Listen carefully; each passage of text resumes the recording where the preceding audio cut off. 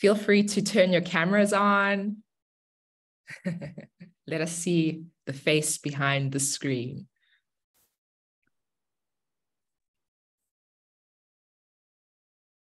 Some more people entering the room. While we are waiting for more people to enter the room, why don't we all go ahead and drop a flag in the comments section? Where are you located at the moment? Drop your flag in the comment section. In the chat box. UK, India, Austria. Austria, you've got to give us your flag. We've got a German flag, Jamaican flag, Brazil, Netherlands, Canada. Marissa, where are you from? Is it Sweden or Norway? Louis, you might know some of those flags better than I do. Brazil, yeah. Italy, Germany. Yes. What's that one? Indonesia, maybe? That's Cuba. I'm pretty sure that's Cuba. Oh, there's a very interesting one. Elia, where are you from? Well, there's some wild ones. Yeah, we've got Switzerland. Elia's from Georgia. I think it's my first time seeing the Georgian flag. Amazing. Keep the flags coming, guys. Let's get the community going. Let's get the chat going. Please feel free to drop your flags, questions for Louis in the chat, and we'll get to them. It's so good to get the community going, getting the chat going. But let's go ahead and kick off this workshop. So once again, hello and welcome to everyone. My name is Nicole. I'm the Senior Community Manager at Get Your Guide. You may have come into contact with me or my team members, Natasha or Jack. We are some of the faces behind the Get Your Guide community, the creator community. Before we get started today, I do want to notify everyone that this workshop will be recorded. Of course, this is so that you can revisit this workshop. Maybe some people will be joining late or have to drop off early, and we'll definitely be sending or sharing rather this workshop recording with everyone that stays, that joins today's workshop. But we're super excited for today's workshop on the topic of evolution of creator monetization and content strategies across social platforms. It's quite a mouthful, and it's definitely going to be a hugely knowledgeable and just we can't wait to hear what you have to share with us, Louis. And before I pass on to you, I just wanted to give a brief introduction, and please feel free to, as you go through your presentation with us, share more about your career and your experience in the creator economy. But for those of you who maybe don't know, Louis Cole is a hugely successful travel creator with 1 million followers on Instagram and almost 2 million followers, or subscribers rather, on YouTube. Throughout his career, he has gained valuable insight into monetization and content strategy, and that's exactly what we can't wait to absorb and learn from your wisdom, learn new strategies, and ultimately just unlock the secrets to monetization in this ever-changing creator economy. So without further ado, Louis, take it away. The stage is yours. Fantastic. Well, firstly, thanks for having me. Very excited to be here chatting to, I guess, people from all over the world. Firstly, I wanted to say I don't have a presentation, mainly because although I'm sure there's a lot of educational stuff I'm going to be able to pass on, for me, all of this began as something very much just, a passion that it's hard to kind of put into a nice, tidy presentation. So I'm going to share, hopefully you can take some notes. I'll try and summarize at the end, but I just wanted to share a bit more from my heart, the journey I've been on. I've been on creating on YouTube, and I guess on Instagram and all the other platforms, as they've been popping up, for over 10 years, probably 12 years, I've been, I'd say, a content creator. And for the last 10 years, at least, I've been, it's been my full-time job. So I've been able to make a full-time income from social media, and specifically in the travel space. That was kind of what I was first ever known for, was making daily travel vlogs. And this was all the way back in 2012, 2013. And it is, you know, the whole space has absolutely exploded since then. I'm sure a lot of you are kind of beginning to step into this realm. Maybe some of you have been making travel content for years and are struggling to break through, but hopefully some of what I'll share of my journey and some of the things I've learned over the course of the last 10 years can be helpful to people. But yeah, like I said, all of this really stemmed for me from a place of fun, excitement, passion for travel. And it wasn't this kind of clinical kind of business approach, which I think nowadays in the content space, some people really want to get in because they see it as a way to make money primarily. Now, obviously, we're going to be talking about ways to make money from what you do. But I just wanted to urge, for those of you that are primarily focused on money, what I've felt through periods of doing that through my career is actually it kind of zaps some of the fun and passion away from what you're doing. And I've actually felt I've made less engaging content, and I've got way more stressed out to the point of burning out when I'm kind of chasing making the most income I can. So that's I kind of want to preface everything we talk about today with that, of like, the main thing is keep checking in with yourself. Like, is this what you want to be doing? Is this what kind of lights you up and excites you? And whatever you're doing in life, whether it's making travel content for a living or whatever, I do think from everything I've learned in life that checking in and checking, you know, is this the path? Is this what I want to be doing? Am I jumping out of bed in the morning excited about this? So I would firstly align that, like, find the things that excite you. And maybe there's like specific niches within this space that we're talking about today that kind of excite you more than others. I personally was never that excited about doing kind of travel guides, like top 5 things to do in this town or the top 10 beaches to visit in Thailand. Although I've got really good friends that make travel content that do love making that kind of more curated, specifically giving people advice on exactly where to go. I was more sharing the kind of spontaneity of me traveling, meeting local people, stumbling across things. And it was coming from a lot more of a place of a little bit less planned, to be honest. And I think I would then do some organized trips, and there's been a whole array of things over the years. But yeah, I would say that find your niche is a number one thing nowadays in the space. Now, when I started, it was, I would say, this really interesting time in not just in travel content, but in content in general online, specifically YouTube. And it was kind of the early days of Instagram as well. And this was before any video content on Instagram or Reels or Stories or even Snapchat. It was this kind of rocket launch pad that was happening that I felt like I just kind of stumbled into it at the exact right time. Now, that's not to discourage you from getting in now, because I think, if anything, you know, the whole world's woken up to the not just the potential, but like how powerful social media creators can be in promoting for tourism boards or working with brands to promote their products. And I think when I started, it was still a very new space. So yeah, I feel like I stumbled in at the right time where growth wasn't a problem for me from the outset. Probably quite different from nowadays.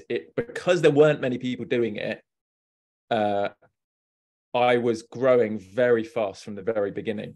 And my content was quite broad. I was doing all sorts of random stuff.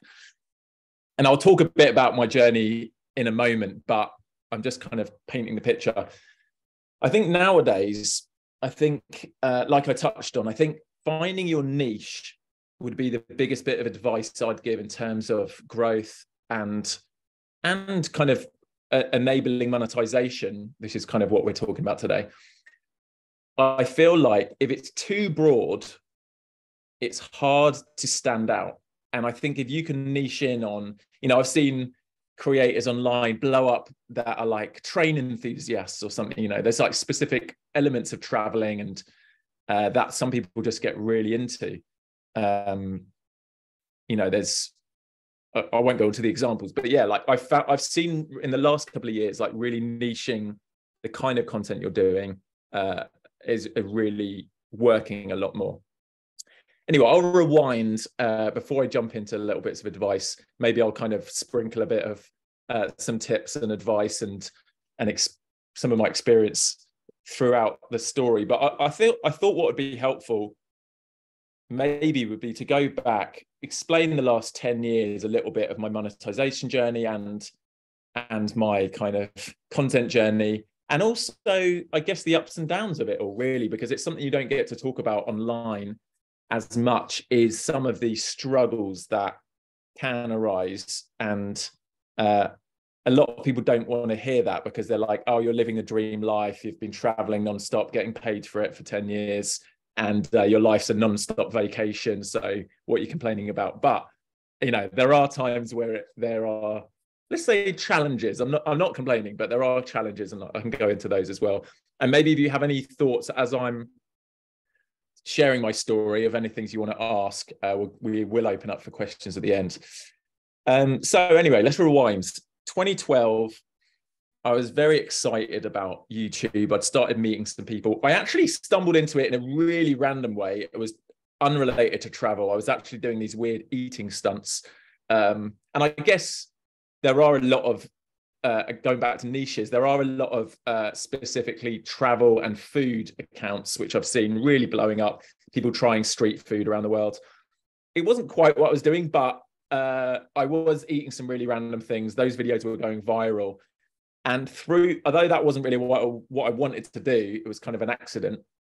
It did open my eyes to the fact that, wow, this space is amazing. There's people I was meeting that were kind of making vlogs in their bedroom, comedians, people doing, little skits, makeup tutorials. It was really this early days of people just being creative, getting to share what they loved, whether it was, and there wasn't a lot of travel creators back then, honestly. So I just thought, wow, if I can grab this opportunity right now, this could change my life.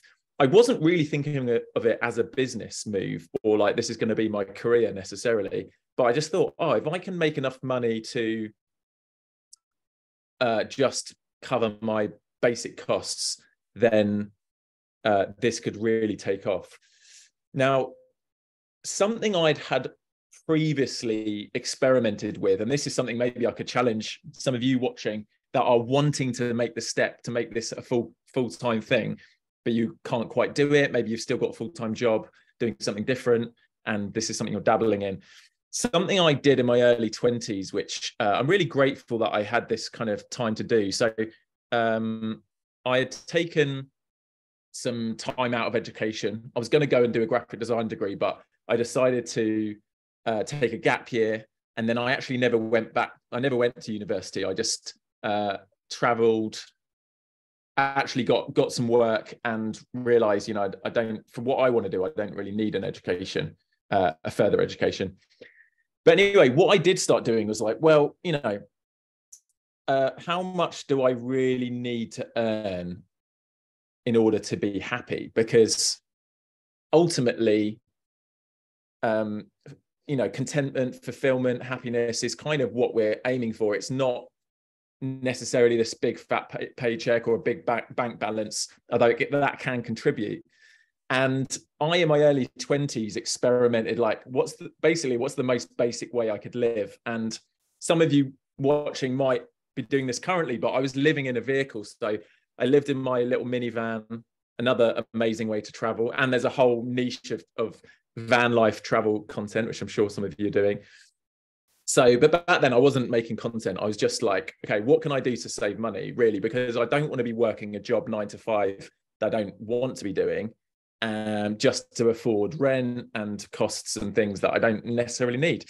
So in my early 20s, I really experimented with what is the bare minimum.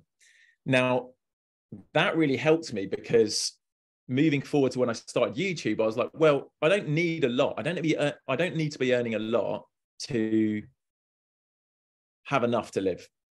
So I initially, when I first started taking that step of like, okay, I'm going to quit the other things I'm doing to earn money and really focus on this, which I think is an amazing step to make, and it can take time.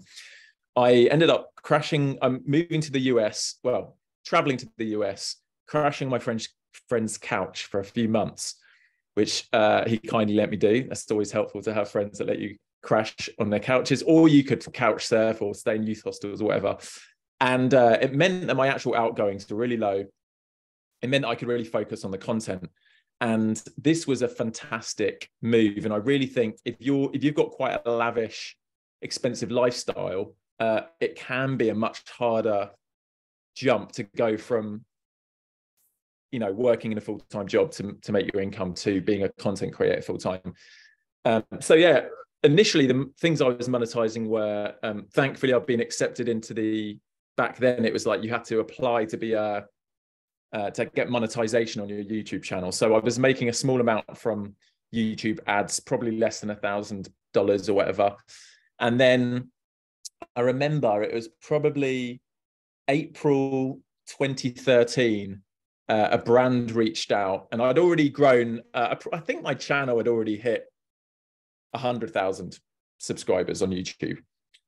So I wasn't a micro influencer, but anyway, this brand reached out and offered me, it was £6,000 for a week of content. I'd be going out to this event in Austria, and it was a lot of content. I was making videos every day, posting Instagrams and stuff. But I'd never even imagined that was possible to make from one week £6,000. It was like game changing for me. I'd never had that kind of money. So for me, that was the beginning of this realization that this is something I'm enjoying doing. It's allowing me to travel, have fun, but also it's more than just covering my basic income. It can be a really good way to earn money if you're clever about it. So yeah, so I'll kind of fast forward a bit. So through those years of primarily just wanting to have adventures, making daily content, which I wouldn't necessarily advise, and we can talk about the kind of mental challenges of the mental health challenges of that. But at the time, I absolutely loved it. I was making vlogs every single day.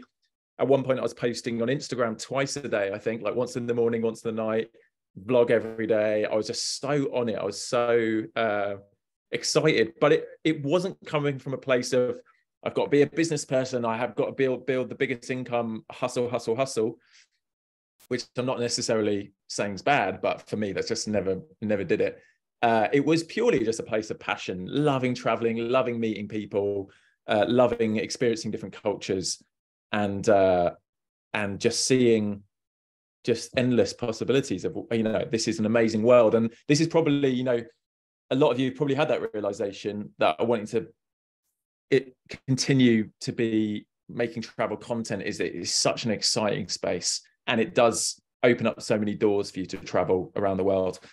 I do think if you're not in a place where brands are willing to pay to host content on your platform, say maybe some of you are kind of nano or micro influencers, you haven't got a big following yet, what can be really appealing for brands or hotels or tourism boards or whatever people you're starting to communicate with is making content for their socials as well. So I've done this before where I've created a reel, and then and this wasn't an option back when I started, but you can do that whole collaborative reel post on yours and on theirs. And a lot of brands, honestly, they might have like a social media person, but they are constantly looking for content, more photos and videos and stuff. And one of my friends once came with me to, he didn't really have a following, maybe 1,000 people on Instagram, 2,000 on Instagram. And but he was a good photographer. So I said to this amazing, it was like a safari lodge in Kenya, you know, could you host my friend? He's the photographer. And in exchange for the cost of being there, which was, you know, multiple thousands of dollars worth of, you know, the game drives and the accommodation, he gave them a bunch of photos they could post on their socials. So it is possible to start getting at least your travel paid for in exchange for making content for brands and for them to post on their own socials. And then from there, you've essentially got, you know, and if that's accommodation, that is actually kind of paying, you know, it's saving you money having to stay places. So if you're really on it, you can be bouncing from hotel to hotel, doing content for them, saving a lot of money. But that's something I never had to do from the start, but that is the route I would go now if I was really wanting to build from a smaller number. And then there's a few other kind of ways I've monetized over the years. That has been the primary income I've had is partnering with brands. And I'd say, you know, thankfully, a lot of brands have come to me because I've already managed to build a following. So, you know, I was established in the space. So that, you know, all my socials, as you know, I'm sure you've done, is like, you know, to reach me, email here, post it on, easy to see on all your socials. And then I would say, over the years, and it fluctuates. It depends on kind of the time of year. Brands have different budgets, different times of year. Apparently, this time of year, it's a bit of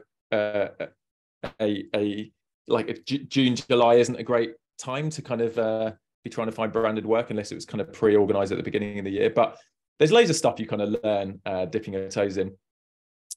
So yeah, primarily brand partnerships, which I've had to be as well, make sure they align with your values. And I think a big part of me building an audience and wanting to have, wanting to be able to reach thousands or millions of people is promoting things I really believe in as well. And I would say, don't get too excited by the paycheck if the brands aren't aligned with kind of what you believe in. I feel like, I don't know if you can use the phrase kind of being a sellout if you want.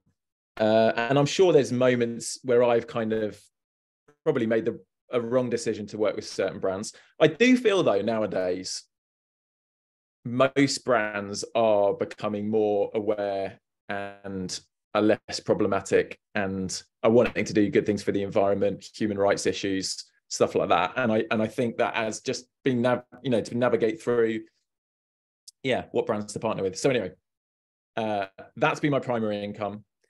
Secondly, YouTube as a platform, I'd say, is the best platform just to monetize through kind of ad roles in your videos, because it's a longer form content, unless you're just making shorts, which again is a viable content strategy, which we can talk about. But for me, it was always long form. I started making 5-minute videos every day. That slowly over the years went to like 10 minutes. By the way, I think I did like 4 or 5 years continuous daily videos, which was amazing. I don't know how I did it, but kind of brutal as well. By the end, I was doing like 15-minute videos, music, B-roll, amazing cinematics, and it was a lot and I was kind of editing it all myself as well. So YouTube, the monetization through YouTube of like being able to allow YouTube to run ads on your video, they give you a 50% revenue split on the ads that they show. Sorry, one sec. That is where I was making my second most amount of income every month. And I feel like it does change, but I would say nowadays I'd actually getting more money per 1,000 views. They call it like CPM, if any of you are familiar, than I was 10 years ago, because there's just more brands wanting to advertise. There's, you know, so much more of the advertising budgets from big brands all over the world has over the years shifted into digital marketing and YouTube ads and stuff. So those are the two primary. There are, on TikTok and Instagram and stuff, there are these kind of incentives where they do some kind of revenue split or give you targets you can hit to make, I would say, small amounts of money, a few $100s, a few $1,000s, if you're getting hundreds of thousands of views. I think because my Instagram account is UK based, I don't have that option, but Raya, my wife, with a US based account, does. Oh, sorry, I'm getting some feedback. Is someone's mic on? Hello. So those are the two primarily. And then I'd say the other big one I've tried, and I don't even know if I would call this monetization really, but back in 2017, I was embarking on one of my most ambitious travel projects. My friend JP is a pilot. He was young, I think he was in his early 20s, but his dream had always been to fly around the world, to circumnavigate in a single engine Cessna, a tiny single propeller plane that is not designed to fly around the world. Back then, I was just like I might do it again, that kind of thing again. But back then I was like, yes, let's do it, bro. I want to join. So, and I made a whole documentary of that. But from the offset, I had to invest insane amounts of money to make this happen. JP didn't really have any money. And we were putting our heads together, like, how are we going to do this? Like, we either need a brand to get on board. Oh, actually, I've got a funny story. I almost managed to convince a brand to give me $1 million for this project. And it was amazing. Like, I won't say who it was, but it was one of the big hotel brands. They brought me out to Paris. I had a meeting with the main guy, like their main head of marketing, and told him about the whole project. This is what we want to do. And the most I'd ever got paid for a brand deal would have been less than 100 grand for like a week of content, maybe 50 grand. I don't know. Anyway, this is like, he asked me to pitch him. I pitched it. He said, how much do you need? I was like, lowballing it. I don't know. Hello? Is someone talking? Sorry, I've got someone talking in my ear. Anyway, I lowballed it. I was like, we might need maybe a couple of 100,000, maybe 300. He goes, well, let's call it $1 million. And then we can put some of that into marketing the documentary and all of that. And I was just like trying to stay cool. I was like, yeah, $1 million. That sounds reasonable. And I thought we'd got it because he was the one who suggested it. And unfortunately, that all fell through, which was a real bummer because that would have been amazing. Then it ended up giving us nothing. So don't let things like that discourage you, but I thought it was funny. Anyway, we ended up, I'm rambling, but we ended up doing a crowdfunding project because even the plane was like over 200 grand to buy the plane to do this. And it ended up more cost effective than trying to rent a plane for 3 months.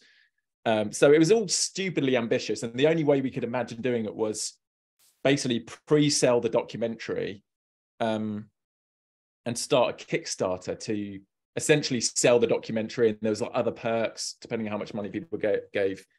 There's various ways to do crowdfunding now, including basically just kind of crowdfunding support through things like Patreon, which I've actually never done a Patreon, but I would massively encourage, if you start building even a small loyal following that really believe in what you're doing and if you are struggling financially to make it happen, they really want the content, you can say, hey, look, the only way for me to continue doing this is to do a Patreon, maybe do some lives. There's loads of really cool incentives for people to do there's a few websites like Patreon. I think YouTube have their own kind of YouTube community membership and all of that. But yeah, we did a Kickstarter.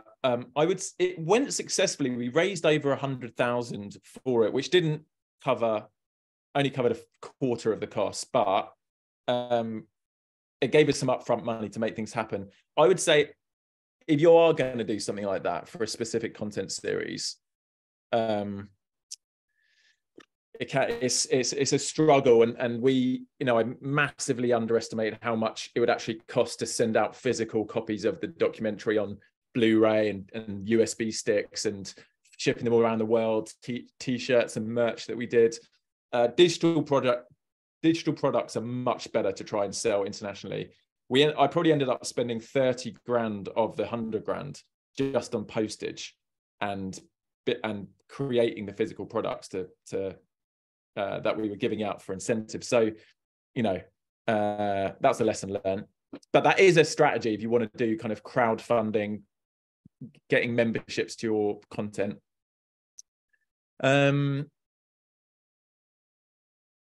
So what should I talk about now? I mean, I could talk about, again, a bit more of my content journey. As I said, the vlogs started 5 minutes, went to 10, 15 minutes. That was partly because of YouTube basically saying, if your content's over 10 minutes, now you can earn double as much through having a mid-roll ad play during your video. Because if you had a 5-minute video or under 10 minutes at the time, you couldn't roll as many ads. So all the creators I knew started doing longer videos. I think there was a really funny moment actually where one of the big YouTubers, this guy PewDiePie, I think when they did that, he basically did like an 8-minute video and then just walked off screen and left his chair there for 2 minutes so he could hit the 10-minute mark, so he could add another advert in order to earn more. And I just thought that was really hilarious. But I think the point of me saying this is you're constantly adapting to these platforms. And obviously I'm talking a lot about YouTube because that's my primary platform. But you're constantly adapting to what they want to do and what surfaces better in the algorithm. And initially I did not want to play that game. I was like, I didn't start doing this so I could play the algorithm game. And it was quite upsetting to me actually that suddenly I was doing the same thing that I love doing and suddenly the video views were going down. And I was just like, what? I've done nothing different. I'm sticking to my strategy, and and the views are dropping, getting less subscribers, and that is purely because as these platforms have evolved over the years, they've just really honed in, almost to a scary amount, how to capture people's attention more and more. Now, I think just whilst we're talking about that, my hope is for all of you, knowing that we are capturing people's attention with the content we post. I guess that there can be a nice challenge there of like, what are we filling people's attention with, and is it just kind of vapid, kind of shallow content, or is there some depth to it? And I think being in the travel space is a really amazing opportunity to inspire people, and not just to go and get another sexy Instagram of posing in a location, but really explore culture and open their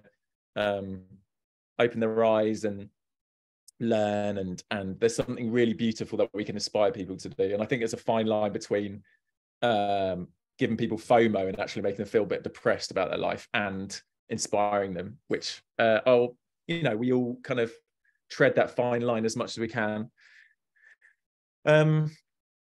So going back to the platforms, I'm all over the place here, but I'm kind of just speaking from my heart. So platforms have been evolving. I've actually found in the last few years a bit of a challenge navigating Instagram. I used to love spending time curating a photo that I'd taken somewhere, editing the photo, making it lovely.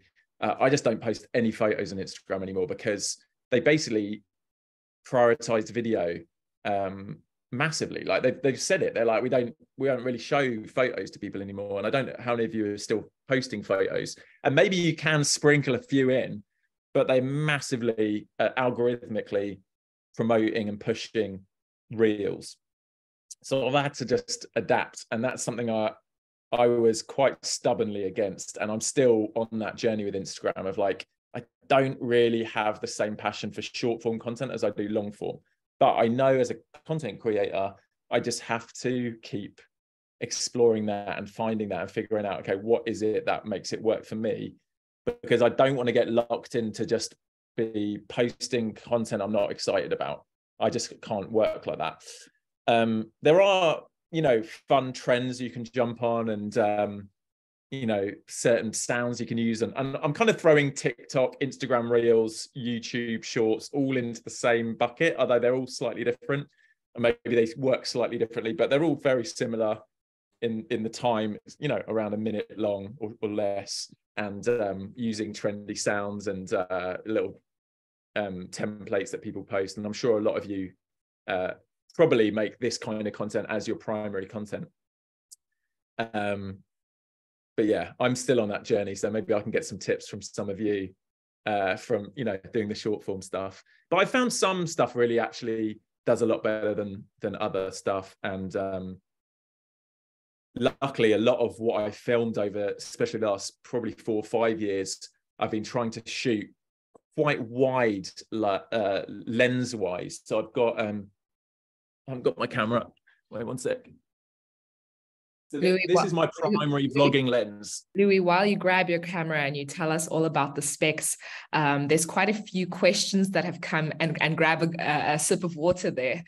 We've been soaking up all this information, listening to your journey, understanding your passion for content.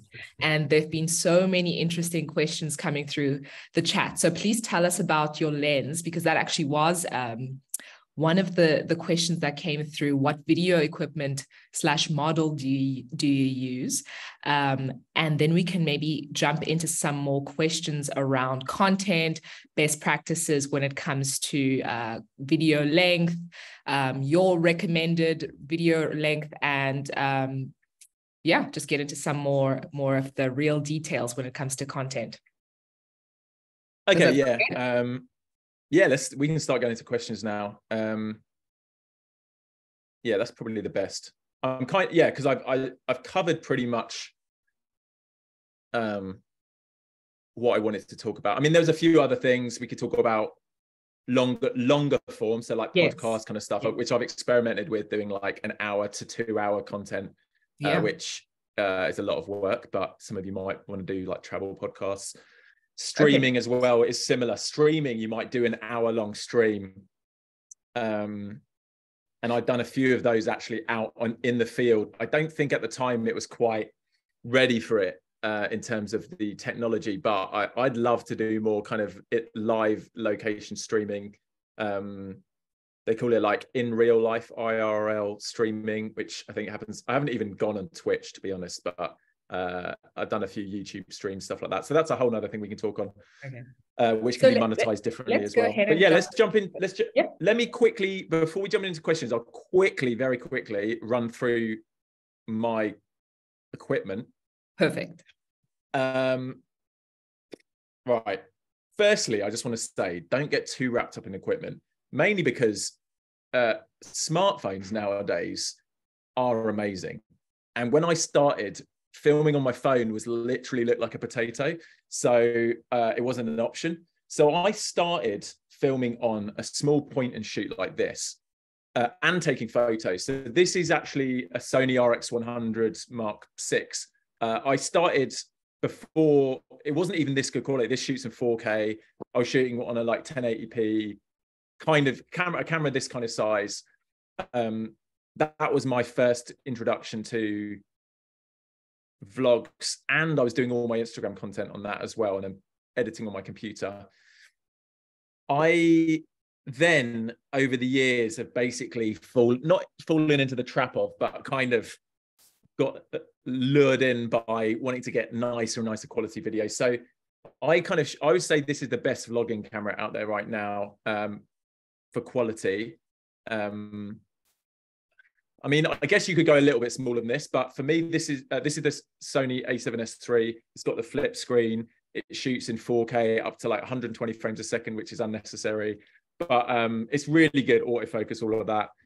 It's not a beginner price. I think they're like still probably like $2.5 grand. And then the lens I use is this 12-24, which I can just quickly show you how wide this is, because it's, for me, and this is what I was talking about, being able to repurpose some of my YouTube content for vertical video, is I've been shooting on this wide lens, which gives this amazing. So basically,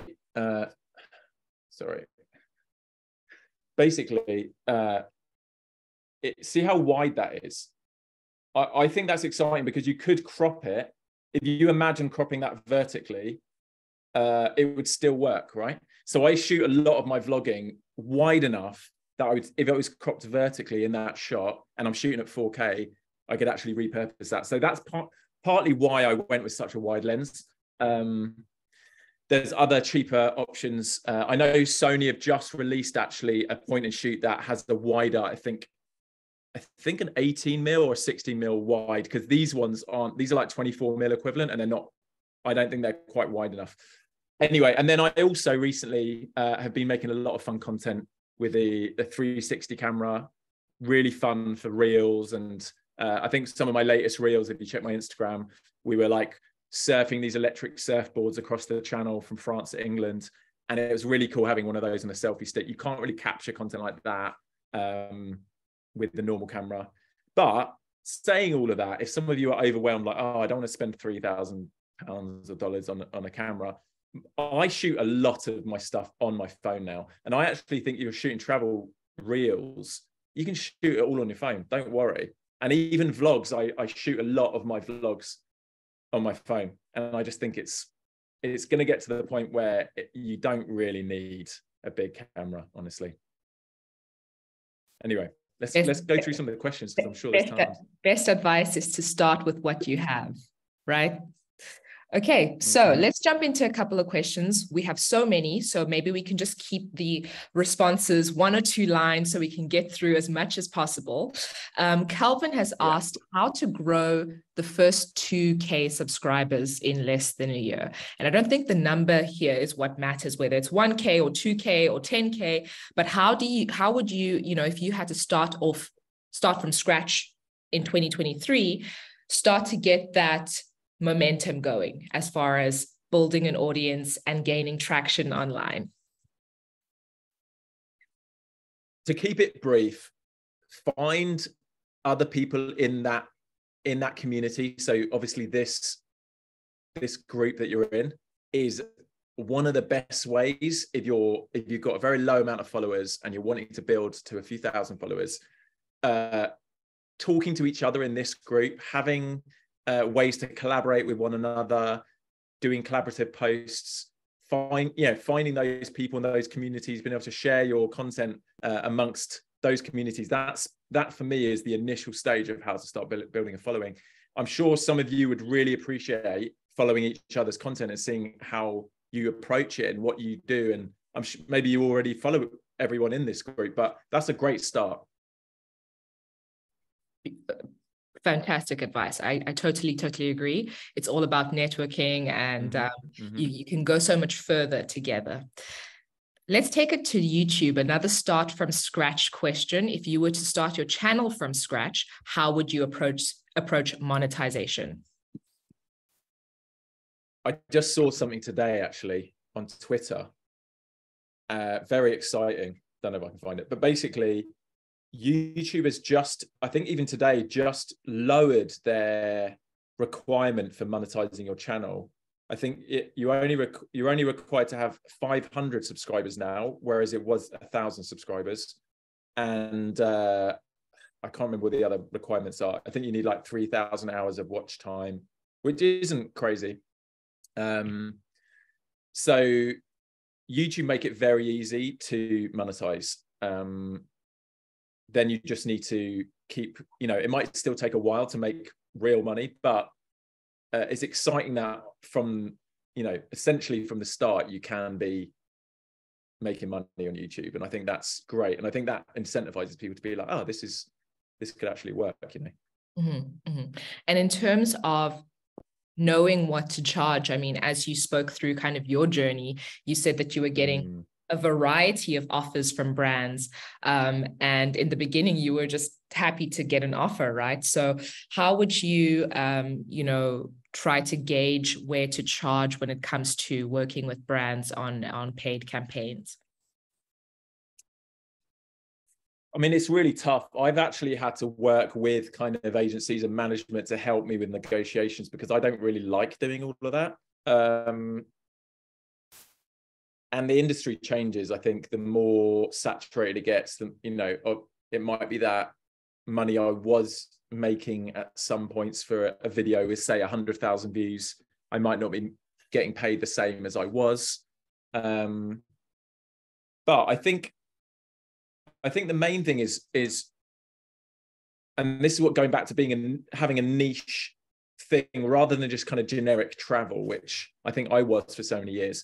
If you've got like a niche following that really loves specifically finding food when they're traveling, and then you work with a travel food brand, your argument could be, yeah, you might not have as many followers, but the percentage of your followers that are the perfect target audience for that brand might be a lot higher than if they went with a bigger following, someone with a bigger following, but the crossover isn't great. So they're actually not, the target audience within that bigger audience isn't as good, if that makes sense. So it's hard just to put a number on an amount of, if my post gets this many views, this many impressions, it's worth this kind of money. It's really hard to navigate, but there's tons of helpful channels online that are tailored to help you pitch yourself. So I would go and look. There's some great YouTube videos out there with people that kind of show you how to set up a pitch, write a proposal, and price your work correctly.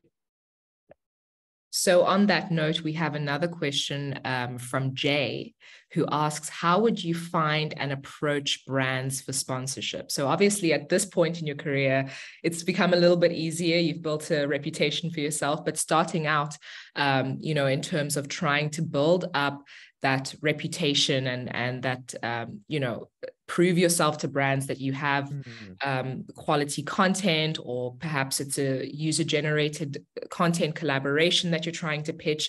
How would you approach your first brand sponsorships or campaigns?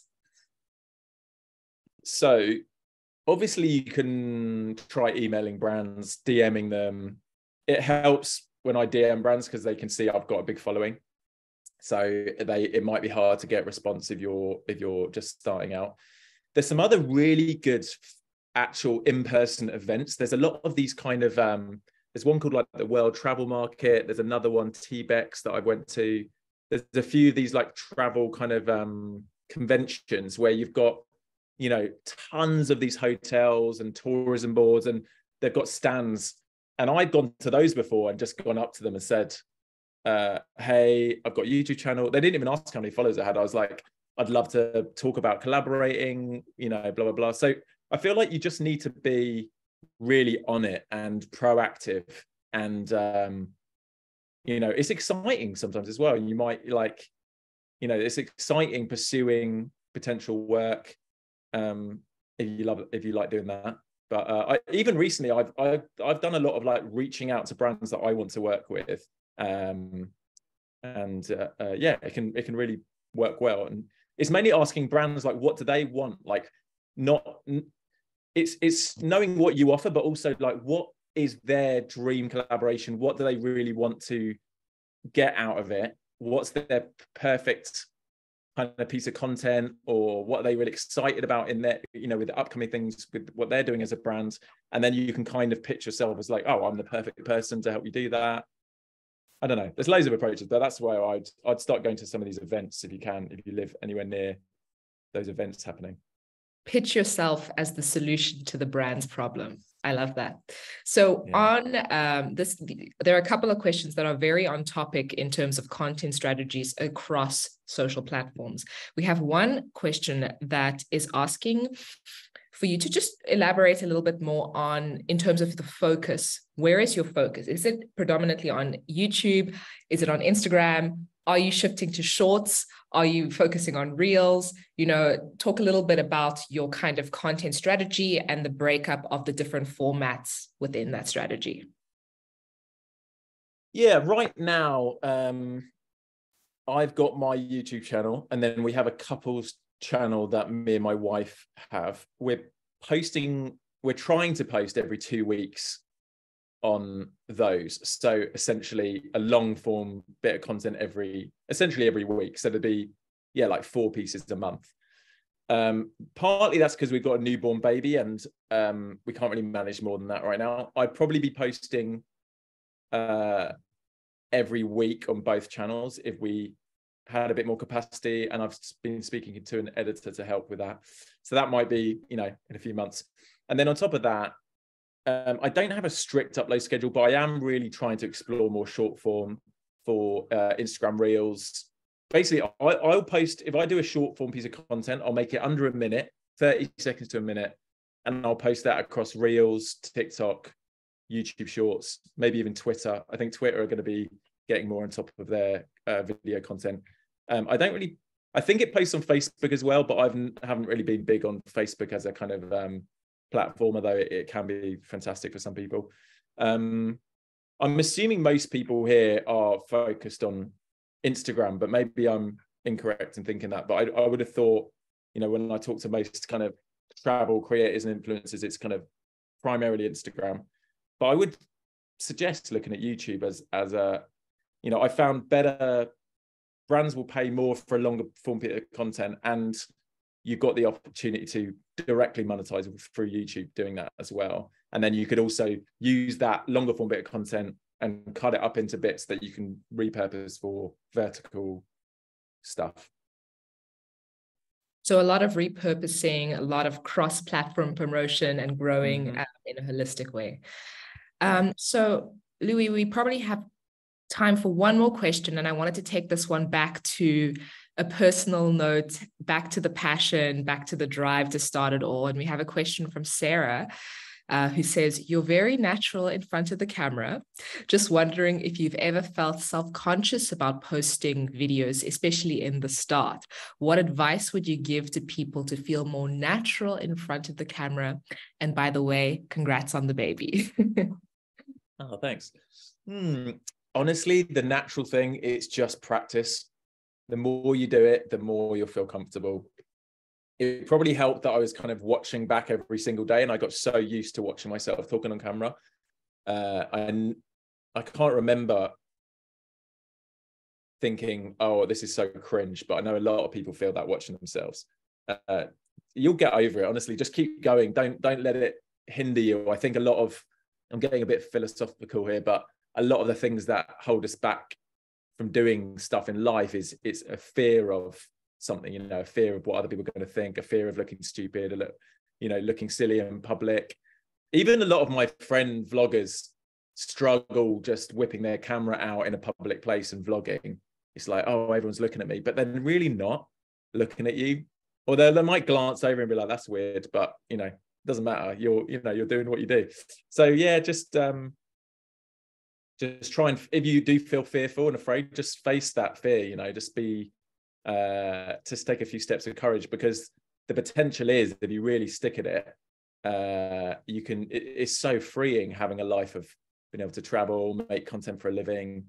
So yeah, just keep going. That's all, the only advice really, just keep practicing, keep going. Feel the fear and do it anyway, right? Yeah. And I think another one to add to that is nothing's embarrassing unless you allow it to be. Yeah, it's all in your mind, really. All in your mind. Yeah. So just practice. And I know people from all over the world here, and it's really interesting. The embarrassment and feeling like a shame or embarrassment around different things is different in different cultures. And I think there's something I really like about being British is there's a lot of self-deprecating humor and people don't take themselves so seriously. And I realized living in America for a few years, people are a bit more prideful and less willing to embarrass themselves versus like British people that I know. That's something I just noticed culturally. And it might be similar in other countries as well. It's like, you don't want to embarrass yourselves, but you kind of need to be in this industry, especially if you're vlogging. Louis, thank you so much for that insightful presentation, sharing your journey. It's just been so invaluable learning from you, from your experiences over the years, and really gaining insight into the fact that it is an ever-changing creator economy. And whether you've been in it for 10 years, 5 years, or you're just starting out, it's something that you kind of have to continually go with the flow and try new things, be brave, test things, and just at the end of the day, go for it. I want to say as well, I know there was tons of other questions. I'm quite happy for the rest of the day. If people do want to drop me a little DM on Instagram, I'll try and reply to as many of you as possible, because I feel bad when we can't get back to everyone. So I'll try and do that for the rest of the day. That would be amazing. Respond. Yes, everyone, please go ahead and DM Louis. It's at Louis Cole. We can put it in the comment section. And the DMs, slide in the DMs. Slide into my questions. DMs. Awesome. Thank you so much, Louis. So just before we end this workshop, we do actually have one more thing that we want to share with everyone, a very exciting opportunity that is open to the community. And this is very much on the topic of monetization, specifically in your space when it comes to YouTube. So we are launching today a affiliate bookings opportunity on YouTube with the Get Your Guide community. So I would like to just bring up my screen if I can. Here we go. And can everyone see my screen? I see some nods. So get rewarded for affiliate bookings on YouTube. So this is a brand new initiative that we will be launching today exclusively in this workshop. We will be sending out an email tomorrow with the recording of this workshop that you are, of course, welcome to revisit. Listen to those gems and nuggets of wisdom that we've been discussing, that Louis has been dropping all session long, as well as the link to apply for this new opportunity. So this YouTube opportunity is available to all of our partners and creators who are signed up within the creator portal. Of course, you can find that link at the link in our bio. And in order to be eligible for this opportunity, you need to be signed up as an affiliate partner. So once again, going into the creator portal, making sure that you're signed up as an affiliate partner, and then clicking the link that we will provide to you in tomorrow's email to fulfill or rather complete the application in order to be eligible. What you will need then is to create an affiliate link via the tool that is available in the creator portal. So once again, make sure that you are signed up in the creator portal. And that's where you can go ahead and create your very own unique campaign parameter link that needs to have that special code that we have there, Q2YT campaign. This is what we're going to use to be able to track the bookings that are made through your personal link. Then, in order to earn the moolah, you need to complete 2 to 30 successful bookings. So whether you make 2, 10, 15, or 30, you're going to be earning a voucher of a specific number. This is all dependent on how many bookings you complete, but you have the opportunity to earn up to 500 and up to a €500 voucher based on the number of completed bookings. Everything will be detailed in the brief that we will be sending out tomorrow. And you're also, of course, welcome to reach out directly to the campaign manager of this YouTube affiliate bookings campaign. So what we recommend is that you link your custom link to new videos or previously published videos. However, there is one limit, and that is that we do not recommend that you add the link to to videos that previously contained affiliate links. So new videos, old videos, but not videos that already had an affiliate link. There's no number of videos that you can add your link to. The more links added, the more chances to earn. And as far as what you'll be promoting, you can go ahead and promote any Get Your Guide experience, anything that perhaps perhaps it's a Get Your Guide experience that you yourself have gone on, or something that you think would resonate with your audience. You're welcome to go ahead and promote that in your videos, and you will have the opportunity to earn.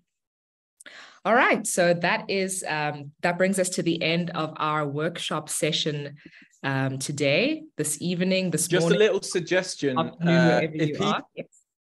Just a little suggestion. If people are kind of frantically, I can see like posting their handles in the chat. I just saved the chat to my computer so I can go back. So I think you can click on a little thing, little dots, and it says saves chat, rather than, people frantically trying to follow people now. I'm going to go back through and have a look at some of the questions and follow some people, or check out their Instagrams as well. Yes. And we'll be sending the recording as well. But I think that that's wonderful that people are connecting, dropping their Instagram, YouTube. That's really what we're trying to create when it comes to this community. Of course, like I mentioned before, we can grow and go so much further together. So it's a beautiful thing to see. Awesome. Thanks a lot. Thanks so much, everyone. And Louis' DMs are open for the rest of the day with regards to your questions. We'll see you in the next workshop. Bye. Thanks a lot.